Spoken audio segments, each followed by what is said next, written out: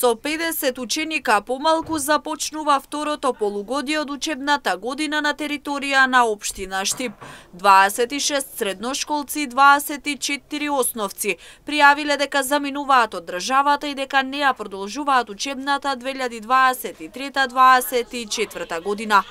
Бројката загрижува, велат од секторот образование при општината, и за жал ова станува тренд секоја година. Дополнителни отсуства се забележани во основното училиште Гоце Делчев, ама се уште е непознато поради кои причини децата не се на настава. Почетокот на второто полугодие покажува дека најголем број од децата се на настава и дека си тргнале редовно.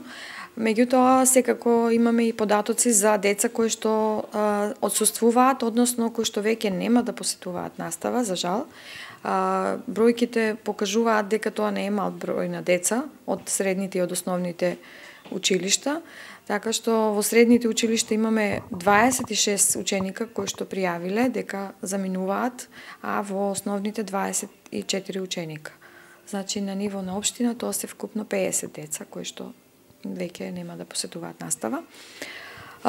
Инаку да кажеме дека од основното училиште Гоце Делчев имаме пријавено отсуства, меѓутоа се уште родителите таму не образложиле зошто децата не посетуваат настава.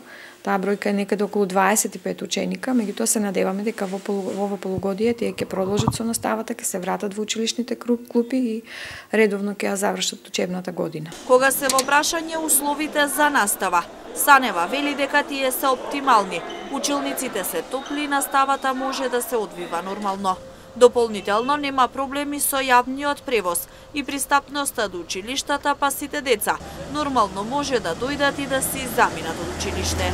Достапноста до училиштата е сосема оптимална, нормална, значи секој ученик може да дојде до училиштето, функционира јавниот сообраќај, учениците доаѓаат навреме, се враќаат навреме од училиште и се надеваме дека и така ќе продолжи. Инаку условите за учење, за настава се оптимални во сите училишта, има затоплување нормално, има по некои отсуства кои што се најавени, односно кои што се евидентирани и се должат веројатно на некои настинки грипови, сезонски кои што се, но се надеваме дека набргу и за нив ќе имаме податок зошто отсуствуваат од наставата, затоа што се уште е рано, не можеме да знаеме, родителите треба да донесат некоја медицинска документација за отсуствата на учениците и тогаш ќе бидеме сигурни за бројот на ученици кои што се отсутни поради здравствени причини. Инаку средношколците и основците беа на 3-неделен зимски распуст, а за прв пат оваа учебна година ќе имаат уште еден пролетен одмор кој ќе трае од 29 април до 6 мај.